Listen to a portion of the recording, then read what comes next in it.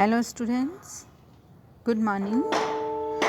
Last class में हम alkali metals की जनरल इंट्रोडक्शन स्टडी कर रहे थे। उसमें हम एल्कली मेटल्स की प्रॉपर्टीज़ को पढ़ रहे थे। नेक्स्ट प्रॉपर्टी हम उसकी देखते हैं, कलर। एल्कली मेटल्स में आउटर शेल में एक फ्री इलेक्ट्रॉन प्रेजेंट होता है। उसकी वजह से वो जब हम उसे पर्टिकुलर वेवलेंथ की एनर्जी देते हैं तो वो एक्साइटेड होकर हायर स्टेट में चला जाता है और उसमें जब वो वापस अपनी ग्राउंड स्टेट में आता है तो एक पर्टिकुलर वेवलेंथ की लाइट को इमिट करता है और उस कारण उस एलिमेंट का हमें कलर दिखाई देता है। इसीलिए इसमें डिफरेंट एलिमेंट जो होती है वो डिफरेंट कलर शो करती है। जैसे लिथियम रेड कलर शो करता है, sodium shiny yellow colour show करता है, potassium violet colour, rubidium red, caesium blue colour show करता है। तो ये उनकी एक स्पेशल प्रॉपर्टी होती है कलर शो करने की। नेक्स्ट हमारी प्रॉपर्टी है ऑक्सीडेशन स्टेट। एल्कली मेटल्स में आउटर शेल में एक इलेक्ट्रॉन होने के कारण ये एक इलेक्ट्रॉन को इजीली लिबरेट कर देते हैं और +1 ऑक्सीडेशन स्टेट ये शो करते हैं। इनका मैग्नेटिक बिहेवियर, एल्कली मेटल्स अपने इलेक्ट्रॉन्स को वैलेंसी शेल से बाहर निकाल देते हैं और एक केटायन का फॉर्मेशन करते हैं। ये जो केटायन बनता है ये नोबल गैस कॉन्फ़िगरेशन लिए हुए होता है। इसके जस्ट पहले नोबल गैस आती है तो हम इसमें से जब एक इलेक्ट्रॉन निकाल देते हैं तो इसका कॉन्फ़िगरेशन नोबल गैस जैसा हो जाता है। इसीलिए इसके एल्कली मेटल्स के आयन के पास एक भी पेयर्ड इलेक्ट्रॉन नहीं होता है, एक भी अनपेयर्ड इलेक्ट्रॉन नहीं होता है, सारे इलेक्ट्रॉन्स इनके पेयर्ड होते हैं। तो यह अपनी आयनिक कंडीशन में डाईमैग्नेटिक नेचर के होते हैं और कलरलेस कंपाउंड का फॉर्मेशन करते हैं। नेक्स्ट इसकी प्रॉपर्टी हम देखते हैं, कॉम्प्लेक्स कंपाउंड का फॉर्मेशन। एस ब्लॉक आयंस जो होते हैं उनमें कम्प्लीटली फिल्ड ऑर्बिटल्स होते हैं और इनका साइज़ भी पीरियोडिक टेबल में सबसे बड़ा होता है। इसीलिए ये कॉम्प्लेक्स कंपाउंड नहीं बना पाते हैं। नेक्स्ट इसकी प्रॉपर्टी लेते हैं, इलेक्ट्रोपॉजिटिव नेचर। एल्कली और एल्केलाइन दोनों ही मेटल्स जो होती है वो इलेक्ट्रोपॉजिटिव मतलब विद्युत धनी प्रवृत्ति की होती है और जब हम अपने ग्रुप में ऊपर से नीचे जाते हैं तो इनका इलेक्ट्रोपॉजिटिव नेचर बढ़ता जाता है। लेकिन एल्कली मेटल्स जो होती है वो एल्केलाइन मेटल्स के कंपैरेटिव ज़्यादा इलेक्ट्रोपॉजिटिव होती है क्योंकि उनके आउटर शेल में एक इलेक्ट्रॉन होता है तो एक इलेक्ट्रॉन को वो बहुत जल्दी रिलीज़ कर देती है। इसीलिए वो ज़्यादा विद्युत धनी प्रवृत्ति की होती है। नेक्स्ट इनकी प्रॉपर्टी है सॉल्युबिलिटी। इनकी एल्कली मेटल्स के सॉल्ट्स की सॉल्युबिलिटी ग्रुप में जब हम वर्ग में ऊपर से नीचे जाते हैं तो डिक्रीज़ होती जाती है, लेकिन इनके फ्लोराइड्स और इनके हाइड्रो ऑक्साइड्स की सॉल्युबिलिटी ग्रुप में नीचे जाने पर इंक्रीज़ होती जाती है। नेक्स्ट इसकी प्रॉपर्टी हम लेते हैं, standard electrode potential. S block के जो एलिमेंट्स होते हैं वो बहुत ही ज़्यादा रिड्यूसिंग नेचर के होते हैं, मतलब रिडक्शन नेचर ये शो करते हैं और ये कंपैरेटिव एल्कली अर्थ मेटल से भी ज़्यादा रिड्यूसिंग नेचर के होते हैं। इसीलिए इनकी स्टैंडर्ड इलेक्ट्रोड पोटेंशियल की वैल्यू भी बहुत ज़्यादा होती है और इसी कारण ये लिक्विड अमोनिया के सॉल्यूशन में भी सॉल्युबिलिटी शो करते हैं। नेक्स्ट इसकी प्रॉपर्टी हम लेते हैं, एल्कली मेटल्स जो होते हैं वो लिक्विड अमोनिया सॉल्यूशन में बहुत इजीली सॉल्युबल हो जाते हैं और इनका जब हम इनको डिज़ोल्व करते हैं तो उसका सॉल्यूशन ब्लू कलर का बन जाता है। इसका जो सॉल्यूशन होता है वो इलेक्ट्रिसिटी के लिए कंडक्टर का काम करता है और हाई रिड्यूसिंग नेचर शो करता है। हम इस रिएक्शन में देखते हैं Na+NH3 मॉलिक्यूल के साथ हम इसको सॉल्यूबल करते हैं, तो इसमें Na जो है वो Na+ में कन्वर्ट हो जाता है एक अपना इलेक्ट्रॉन देकर, और ये इलेक्ट्रॉन NH3 मॉलिक्यूल के साथ जाकर जुड़ जाता है, जो कि इसकी कंडक्टिविटी के लिए रिस्पॉन्सिबल होता है। नेक्स्ट हम इसकी प्रॉपर्टी लेते हैं हाइड्रेशन एनर्जी। दोनों एल्कली और एल्केलाइन मेटल्स जो होती हैं वो वाटर मॉलिक्यूल के साथ रिएक्ट करके हाइड्रेट मॉलिक्यूल का फॉर्मेशन करती है। जब हम इनकी वाटर के साथ रिएक्शन कराते हैं तो ये हाइड्रेशन एनर्जी रिलीज़ करती है, और इनका जो साइज़ होता है वो बहुत बड़ा हो जाता है, इसीलिए इनके हाइड्रेट मॉलिक्यूल का साइज़ बहुत बड़ा होता है। जब हम ग्रुप में ऊपर से नीचे जाते हैं तो इनकी हाइड्रेशन एनर्जी डिक्रीज़ होती जाती है। देखिए इसकी रिएक्शन हम देखते हैं।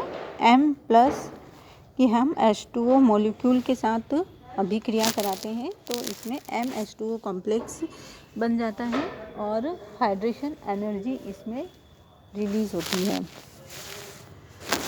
लिथियम की हाइड्रेशन एनर्जी सबसे ज़्यादा होती है ग्रुप में, और एल्केलाइन अर्थ मेटल्स की हाइड्रेशन एनर्जी एल्कली मेटल से भी ज़्यादा होती है। नेक्स्ट हम इसकी प्रॉपर्टी देखते हैं रिएक्टिविटी।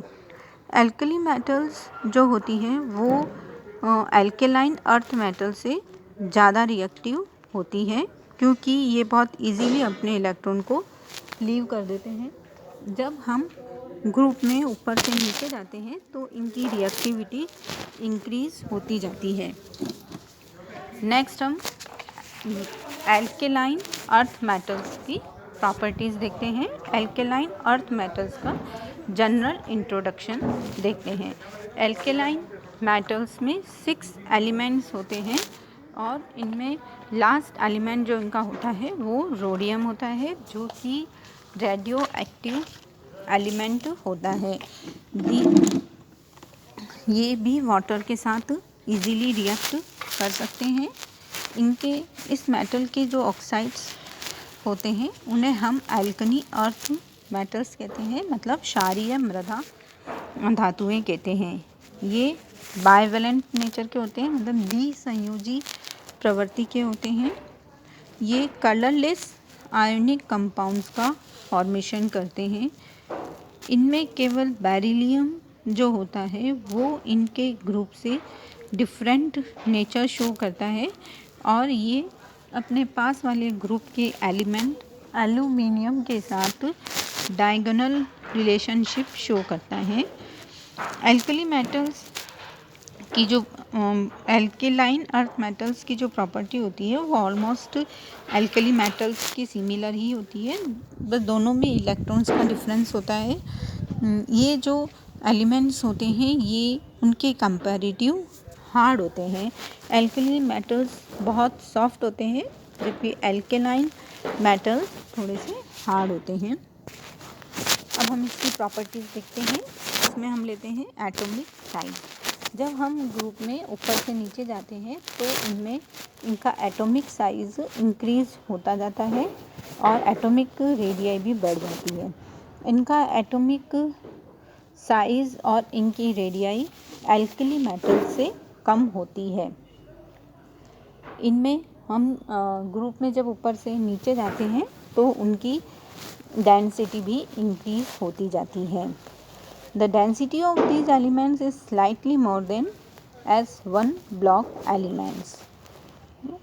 इसमें कैल्शियम की जो डेंसिटी होती है वो पोटेशियम से कम होती है। ये इसका एक्सेप्शनल केस है। नेक्स्ट हम लेते हैं इनके आयनाइजेशन पोटेंशियल।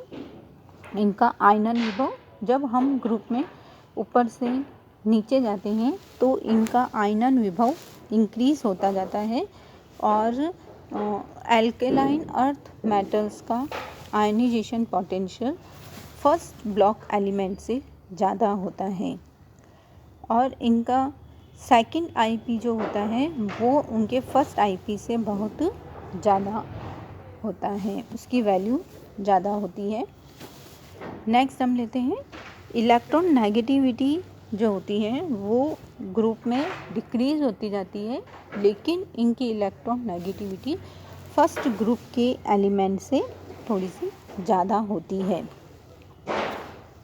नेक्स्ट हम इसकी प्रॉपर्टी लेते हैं कि एल्केलाइन अर्थ मेटल्स जो होते हैं वो मेटेलिक बॉन्ड शो करते हैं, और उनके जो मेटेलिक बॉन्ड होते हैं वो एल्कली मेटल से स्ट्रॉन्ग होते हैं, और इनके इसी कारण इनके मेल्टिंग और इनके बॉइलिंग पॉइंट्स भी एल्कली मेटल से ज़्यादा होते हैं, क्योंकि इनका मेटेलिक बॉन्ड ज़्यादा स्ट्रॉन्ग होता है तो उनमें उनके ऑब्वियसली उनके मेल्टिंग और बॉइलिंग पॉइंट भी इंक्रीज़ हो जाते हैं। नेक्स्ट हम इसकी प्रॉपर्टी लेते हैं कलर प्रॉपर्टी। एल्कली मेटल्स के जैसे ही एल्केलाइन अर्थ मेटल्स को भी कलर दिखाने चाहिए, क्योंकि ये एक ही ब्लॉक के एलिमेंट्स होते हैं, लेकिन एल्केलाइन अर्थ मेटल्स में सिर्फ एक दो एलिमेंट ही होते हैं जो कि कलर शो करते हैं। ऊपर के एलिमेंट्स का साइज छोटा होने के कारण वो कलर शो नहीं करते हैं, जैसे कि बेरिलियम और मैग्नीशियम। कैल्शियम जो होता है वो रेड कलर का होता है, स्ट्रोंशियम ब्लड रेड कलर का, और बेरियम जो होता है वो ग्रीनिश लाइक एप्पल के कलर का अपना कलर शो करता है। एल्केलाइन अर्थ मेटल्स में आउटर शेल में दो इलेक्ट्रॉन होने के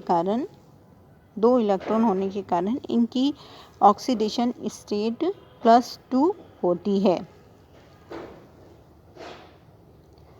ये देखिए, हम इसे इस तरह भी समझ सकते हैं, जैसे अल्कली मेटल में एक इलेक्ट्रॉन सोडियम के एक इलेक्ट्रॉन निकालने के बाद वो नोबल गैस कॉन्फ़िगरेशन को गेन कर रहा है Na+ आयन जो होता है, और वो जो Na+ आयन होता है वो कलरलेस होता है और डायमैग्नेटिक नेचर का होता है।